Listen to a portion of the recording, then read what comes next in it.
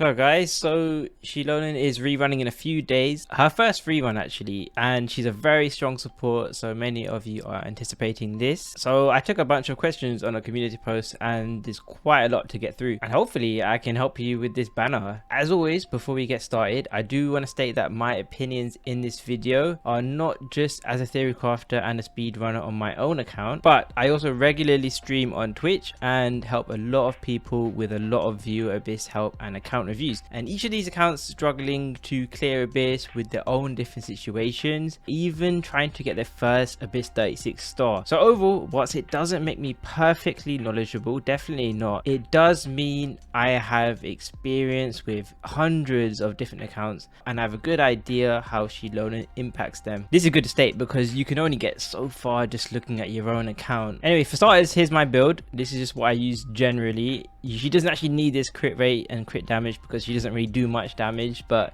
these are just things I have. I don't have her signature on my own account, by the way. But yeah, because I'm sure as you guys know, her artifacts don't really matter substat wise. She doesn't really do that much damage and her healing's pretty good. I just use this just for fun. It's not gonna make a big difference, but that's what I use. I have C0 and these are my talent levels. Anyway, getting into the questions, the first thing that stands out to me, there are quite a lot of people asking about her C2 and also quite a lot of people asking about her weapon. And I guess this makes sense. She's one of the characters who has quite high ownership, at least according to Wire's helper app. Even if her ownership isn't the highest, the conversion rate on her ownership to usage is quite high. People are definitely getting a lot of use out of her, but not a lot of people have her constellations and weapons, and a lot of people are curious about that. Like Wolf Hour asking fun comps for C2, Gabrielle asking when Xilonen is C2 does she become best in slot for which teams? And I guess this is a good one to start off with. Fun comps for C2. First of all, what does her C2 do?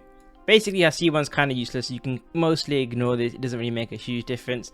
I'm sure you guys know the interrupt resistance you get here is not very huge. You know, you're not going god mode, so it's not that noticeable. Most people just go straight to the C2, and the C2 gives a variety of damage buffs. It also makes it so she's more playable in Geo teams. But this is the interesting one here. For Electro teams, restores energy and decreases elemental burst cooldown. Now unfortunately, since Cyno isn't very popular, you don't really get to see that much theory crafting about him. But ever since Xilonen's release and also Iansan's release, I have seen quite a bit of theory crafting around Cyno. Xilonen helps Cyno quite a lot because, as you guys know, one of Cyno's biggest weaknesses is his long field time and you can't switch off of him. So it's been quite difficult to find supports for him who can buff him for a long time and also don't require switching back into, which Xilonen does quite well and Iansan also does quite well. But there's been a lot of calculations and gameplay testing. Xilonen C2 helps Cyno even further because since he reduces his burst cooldown, that also makes it more flexible as well. And the nice energy generation in teams like this is also very helpful. It just kind of solves his quality of life. So for example, this content creator here, he's a very dedicated Cyno main, did a lot of calculations in teams like this. A team like this, Farina, Xilonen, maybe Iansan, or Official with Elegy of the end. Not saying Xilonen is perfect with his Cyno though, because a lot of these teams, they're about vertical investment, as we'll get into. And without the vertical investment, a lot of people just prefer overload teams with Iansan. So Iansan is very nice for Cyno, whereas Xilonen is still pretty good but not necessary. Anyway, the calculations done by this Cyno main are very interesting. You can see how, depending on your investment of your team, it can change the results and can change the choices. For example, we're looking at who is better, Iansan or Official, and in general, the more invested your Cyno team is, because Iansan's a buffer, you'll get more value out of Iansan and the more Official will drop off. However, that's not the full story, because the good thing about Elegy for the end on Official is that it gives your teammates a lot of elemental mastery, and the more invested your Cyno is, especially if he has his signature weapon which directly scales off elemental mastery further, is that Official also gains in terms of vertical investment. So it's quite nice. There's a lot of variations in a team like this. And yeah, as I mentioned before, Xilonen is quite nice, but she's definitely not needed because, like I said, a lot of people are enjoying the overload teams with Cyno, which also have long lasting buffs and also feel quite unga bunga. So you could play either depending on what you want, but this is definitely the definition of a fun C2 team and an interesting team that utilizes Xilonen C2. As for the other Electro DPSs, like for example Varesa, Chlorand, Raiden, to be honest, these characters, even more than Cyno, you just want to be playing them in overload teams if you can. You can use these characters with Xilonen, but it's more of a gimmick, to be honest. Speaking more generally about a C2, a lot of people are asking about, is it worth it or does it just look nice on paper? There were more questions about C2, like Insert Cut on Genshin asking, is Xilonen C2 even good if DPS cons are more impactful? Now this is something I did talk about in my original Xilonen videos. I also made a Navia video a while ago showing an example of upgrade order. We might as well also cover Peak Patrol. A lot of people asking how valuable it is and is it even that big of an upgrade when Favonius Sword exists. These are two things that I covered in that Navia video, and as you can see, Xilonen's Constellations Peak Patrol song not very high, and that is quite similar to a bunch of other teams. It basically, if you use this on Xilonen and you build defense, which is what you most likely will be doing, you'll be getting 25.6% damage bonus for your entire team. Now why is that not that good? The thing is, a lot of it comes down to opportunity cost. Is upgrading her weapon from Favonius Sword better than getting something else? Is getting her C2 and these buffs better than getting something else? And the thing is, as Kurt alluded to here, DPS cons are usually more impactful now, but it's not that much of a new thing. Like I covered with my Navia video, there's like a dozen things you would get before that, and that's because as good of a buff as this is, 25% damage bonus, which I could even show in a calc right now. So let me take this Navia calc right now, let me just add that in, max buff. Let me just quickly compare the numbers. If I divide that by this, 9% damage increase to Navia, but that's not even a fair comparison, because if you're switching Xilonen's weapon, that means you're losing out on Favonius Sword energy particles for your team, which means you'll probably need to build slightly more ER on your team, like slightly more ER on your Navia to accommodate for that, which is very subjective. It depends on your own situation. But say for example, if I just remove one crit damage, that 9% increase can go down to a 7% increase, so you'll gradually lose 2%, 2%, 2% each offensive substat you have to swap out for energy recharge. However, let me just assume that you're only losing one substat.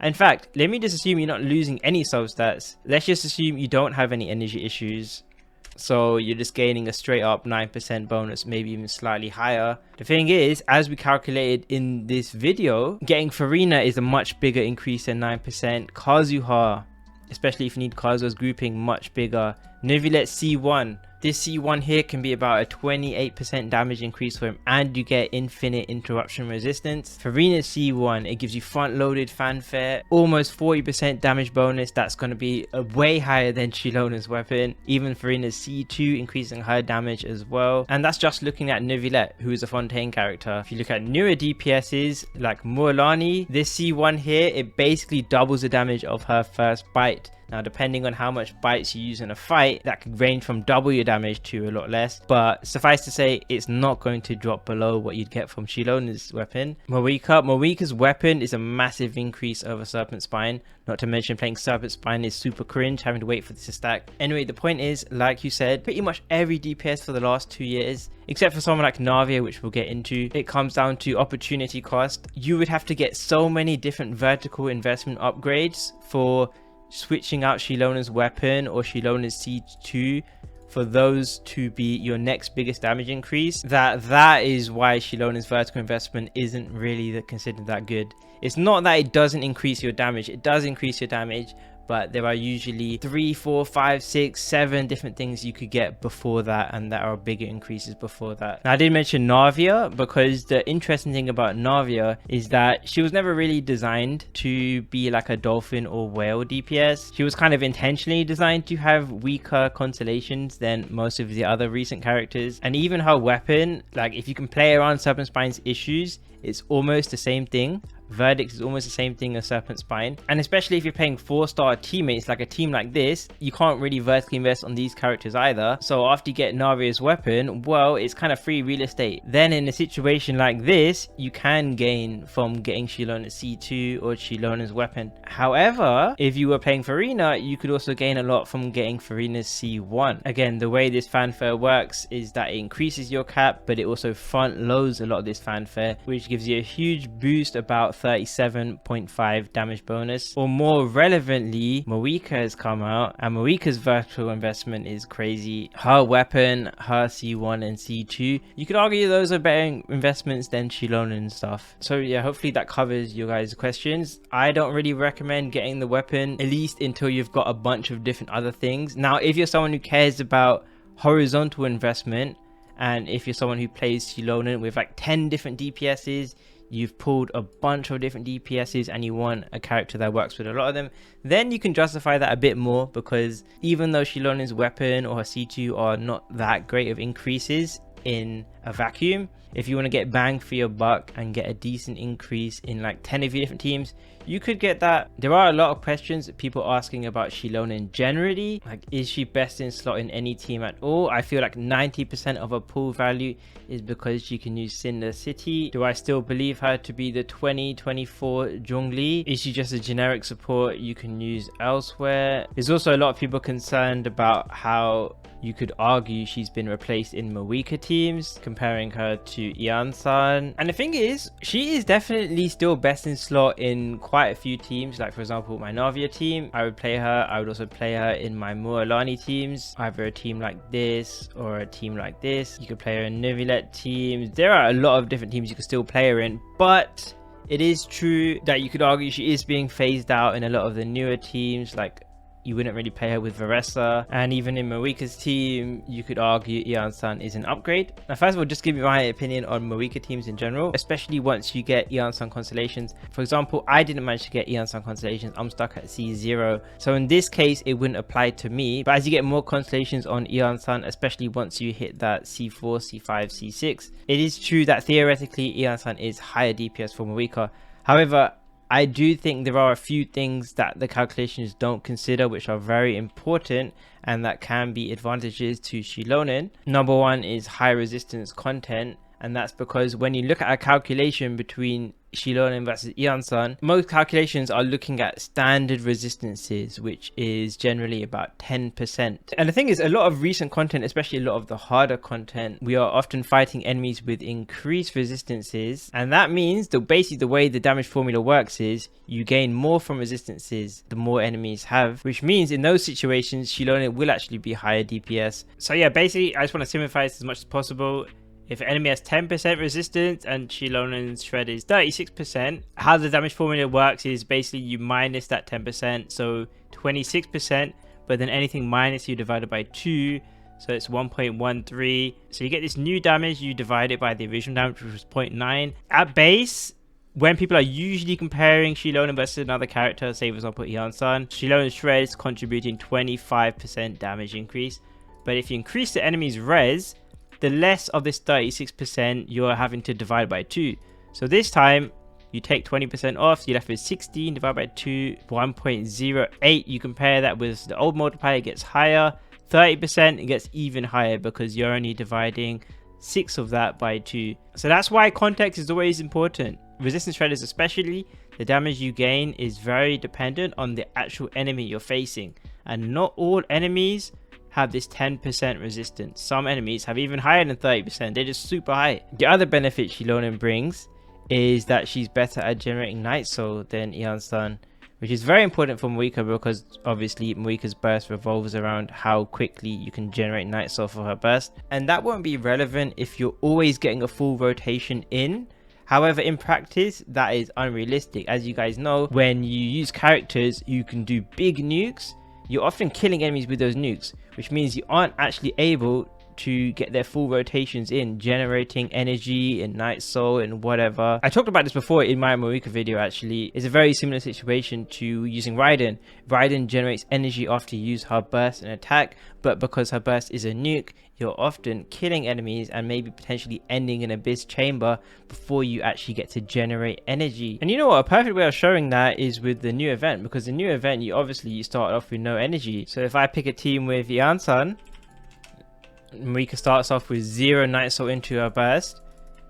Say if I do that, and it's quite a struggle, isn't it? It's quite a struggle. I'm not saying Iansan is terrible at generating Nightsoul, but that Xilonen is quite a lot better.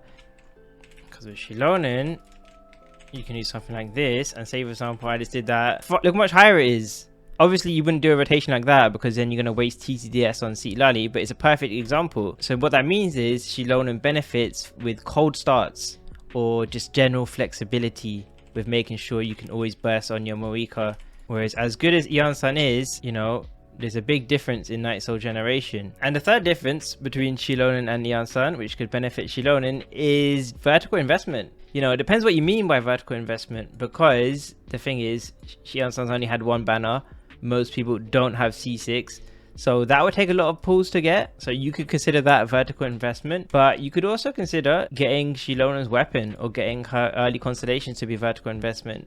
And the thing is, after a certain point, you know, stuff like the C2, C4, C6, you know, if you get some dolphin stuff or some whale stuff, it will be harder for Iansan to compete, especially once you factor in the other stuff as well. The thing is about Iansan, and I'm quite happy that my original video, you know, the thumbnail highlighted this, she is very strong and works with a lot of different teams with constellations, but without constellations you are losing a lot.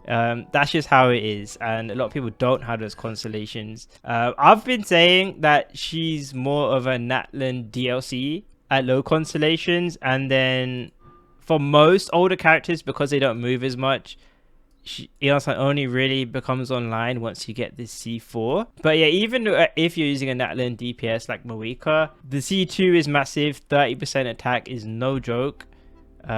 Also underrated, the C5, you get a lot of the extra flat attack from this with Iansan. I believe it goes up to like 810 or something, max attack bonus. So extra 120 flat attack. That could be about 2 attack substats depending on your DPS. And then the C6, you get a duration increase for Iansan's buffs, which is quite important. That's no joke. And then this damage bonus, that's more of a Natlan thing, to be honest. Even if your older character has the C4 active, you're probably not going to be overflowing. But the point is that these constellations, whether you're paying a Natlan DPS or not, are very big. But it does mean, because a lot of people don't have those, that you cannot underestimate Xilonen with Mavuika, at least until a few more banners.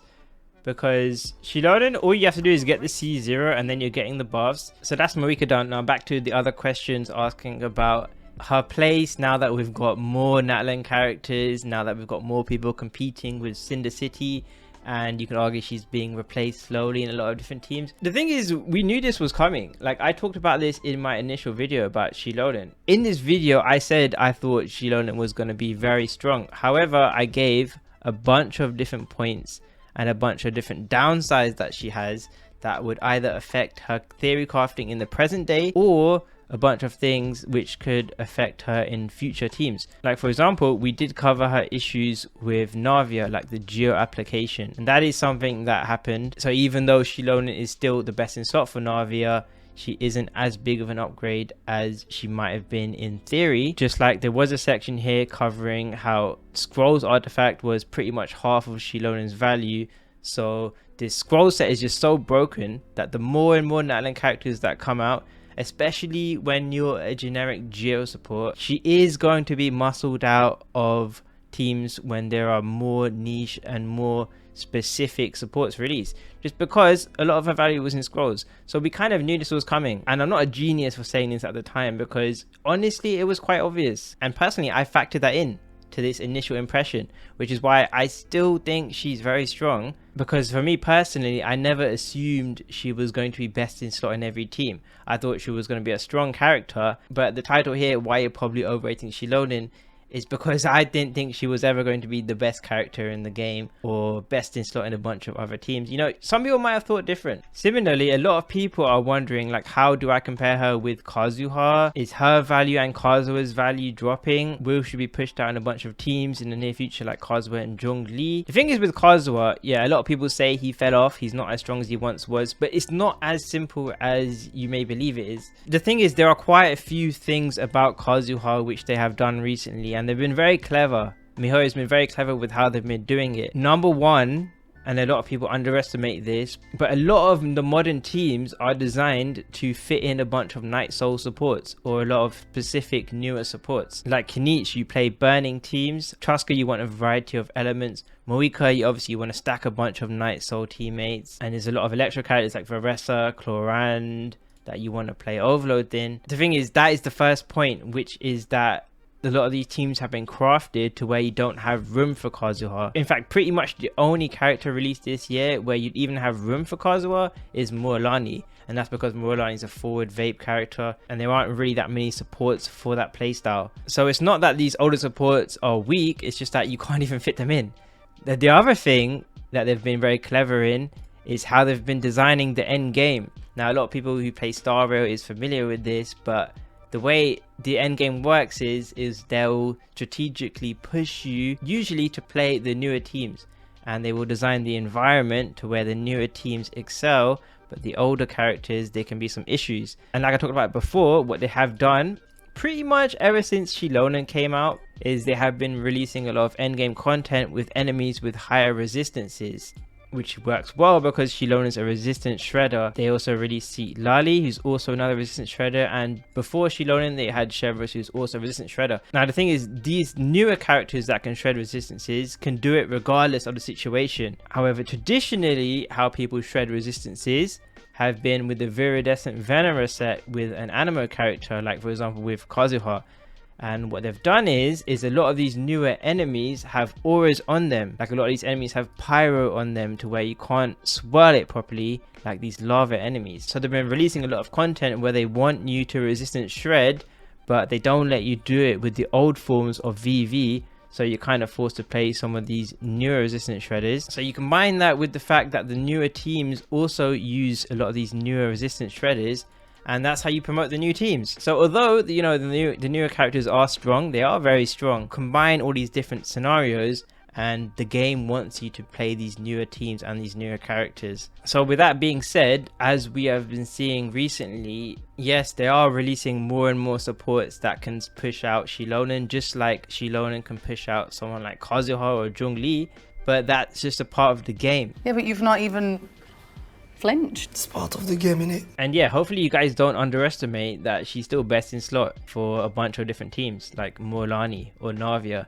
There should be more questions about more specific teams. So for example, I think there's quite a few questions asking about Navia, like how is Xilonen with Navia? How does she compare with Kachina? Is Navia bricked without Xilonen? I don't know why you'd think that. But yeah, I made videos when Xilonen first came out, testing her out with Navia. And the thing is, in a normal environment, she actually isn't that big of an upgrade. And the thing is, some people play Navia with Xilonen, some people don't. But yeah, originally people thought she might have been like a 30% damage increase to Navia. But later we found out that even though she still is an upgrade, it's not very big, it's kind of minor. But that was before Mavuika came out, and Mavuika benefits a lot from Xilonen, whereas you're gonna have issues if you play Chiori or you're playing Kachina. So that's a bit unfortunate. That helps widen the gap a bit, you know, but that's how they design the game. You know, they want you to pull the newest characters. But you know, this team isn't perfect. In fact, we had a lot of discussions about this in my community, but Mavuika actually exasperates the issues that Xilonen had, which is now your team has even worse crystallized generation, and that's because Mavuika, at least at C0, only has 12 seconds of skill uptime, off field uptime, whereas other characters people were playing before like Farina have basically 100% uptime, and Xiangling has over 14 seconds of uptime. So what that means is, for example, if you're playing a team like this, even more extreme than before, yeah, you'll have good charge generation at the start, but then after a while your Mavuika's pyro up is just going to die off and you have to reapply it. So it kind of leans in even further, and it makes her more of like a dual carry, just because you can't even really get like 3 shots or anything. But it's still an improvement to Navia.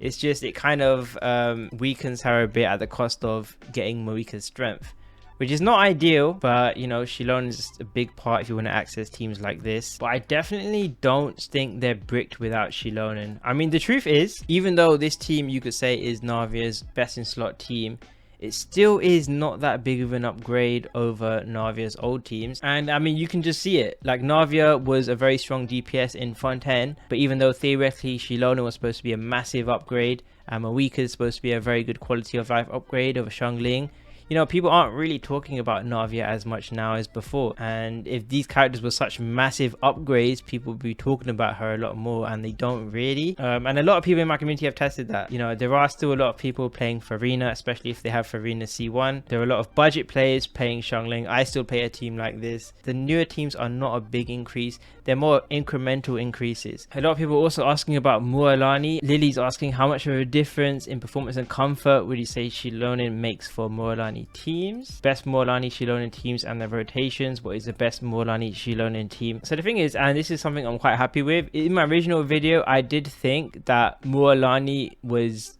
the most confident I was going to be about a character benefiting from Xilonen. And the issue with Mualani teams before Xilonen was that it was just very hard to slot in a healer. You know, you could argue Mualani's best team before Xilonen was something like this, and obviously this is a healerless team. If you were to play someone like Zhongli, then you're just losing out on a lot of damage. Now, as for the best Mualani team, there isn't actually really a best Mualani team. I would say the best team is either a team like this with Sucrose Mavuika, or Silali Mavuika, or Sucrose Xiangling. Now, the thing is, Mavuika is going to be more comfortable than Xiangling because obviously her Pyro App is on her skill, whereas Xiangling's is on her burst. However, that's just in terms of energy. With Mavuika, you can often run into Scuff, where she just has less Pyro App than Xiangling, so you can run into issues, especially in AoE with Mualani. Sometimes Mavuika won't be able to keep up. Xilonen will be using Scroll Set, which means Mavuika is not going to be using a buffing set for Mualani, but she is giving Mualani this damage buff here. However, if you were to play Xiangling, then you can give Xiangling Instructor. However, if you are playing Silali Mavuika, then you can give Scroll Set to Silali, you can give Archaic Petra to Xilonen, and then maybe you can give Instructor to Mavuika, or you can mess around with some of those stuff. You could give Petra to Xilonen, Instructor to Silali, and then Scroll Set on Mavuika. These teams are just very flexible, and yeah, how to rotate in these teams is very simple. Let me just show with this team. So I've got Xilonen on Scrolls, Sucrose on VV, and then Mavuika just on a damage set. So setting up a team like this, very simple. Just attack with Mualani, then do the Xilonen stuff. If I can just do that there, then do that, then apply your Pyro, and then you're good to go. Team like this, very simple. You're not going to have any issues with Pyro application in single target, but you might start running into issues in AoE, because obviously in AoE, Mualani attacks faster. So if I set up with a team, I do that. If I don't use Mavuika's burst, it's hard to really see, but sometimes you could run into issues with her not applying Pyro to the enemies, which can be a bit scuffed. And a team like this with Xiangling, you can actually use Archaic Petra on Xiangling instead. So you do this, Xilonen moves past the shard, so you can then pick up with Xiangling there, and then you can just do damage. And you can also use Instructor on Xiangling, but that's a bit more advanced. It's a bit harder for me to explain how that works. But yeah, Xiangling has nice long Pyro App, so you know, if I was properly trying to speedrun there, I would be able to just one rotate that. There's also some Dendro team questions. Mr. Matt is asking, is she a good alternative to VV in teams that use Nahida? The thing is, theoretically she is. Like, there are a lot of calculations here. Here's some sims. You can look at the DPS is very similar. There are slightly different assumptions here. But the thing is, with calculations, you have to be very careful, because I don't know if you guys notice, in the Kazuha team here, it's a bit more normal. Nahida's using Tenacity of the Millilith, which you might not be using. But with Xilonen, the damage looks similar, but you have to remember Nahida's using Archaic Petra here, which means not only do you have to pick up the crystallized shards with Nahida, which is not that much of an issue, but Nahida also does damage in these teams. So the assumption is that you have as good of an Archaic Petra set as you do with a Deepwood set, or even a Tenacity of the Millilith set. And to be honest, most people, you're probably not going to have a good set. Like, you're probably not going to have a Dendro damage bonus goblet if you're using Archaic Petra. But you know, a big benefit of using Xilonen in a team like this is that a team like this doesn't have a healer. It doesn't have a shield either. You can play Kirara, and that's very good. But if you want to play Nahida with a healer, and you know, personally, I do not recommend stuff like using Prototype Amber. Some people do it, but the healing you're going to get from this is not enough, and it's kind of like a scuffed in between. If you want to commit to full damage, then play healerless, but if you need a shielder or a healer, use a proper one. Prototype Amber is just like a scuffed in between. So that's where Xilonen comes in. If you ignore all the Archaic Petra shenanigans, you know, she is a nice healer and she buffs. And yeah, in regards to your rotations for fanfare, honestly, things like this, they're kind of scuffed. I wouldn't recommend separating all these things out. Like, I would say if you really want to play a team like that, you just do everything on Xilonen. You can separate Farina out, but do everything on Xilonen. So do this, then that, you select burst after, then you could do that, and then you could do like, you can set up Navia or whoever your DPS is. And yeah, I would do that. I would not go from Farina to Xilonen, back to Farina, back to Xilonen. It doesn't really make any sense to me. But hey, a team like this works. As you can see, just one rotated them into the shield phase.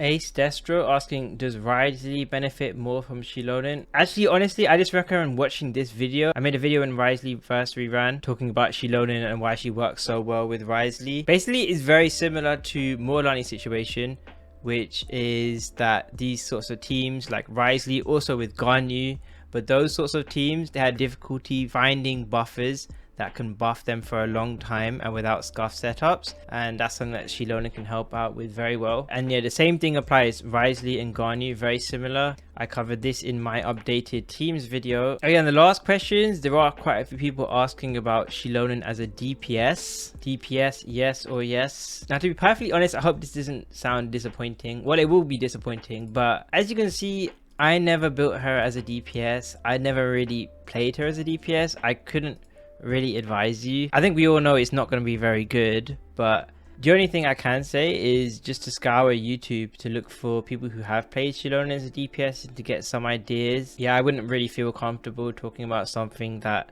I haven't calculated, and I also have no interest playing myself, but there is quite a few people, as you can see, who have had that interest and that you can look into. But yeah, that will do it for the FAQ. Hopefully that covered some interesting topics. I feel like a lot of people have already pulled her, so I think most people are mostly interested in vertically investing for her. So that was what most of the questions were about, and hopefully I covered it well for you. Again, she's a very strong character, but at the same time, there are a lot of strong characters in this game. You know, I wouldn't say she's the best character at all. But you know, even if she's not the best character, doesn't mean she's not one of the best characters, which I would still say she's one of the best characters. And yeah, thanks for watching, guys. Hopefully you found this helpful.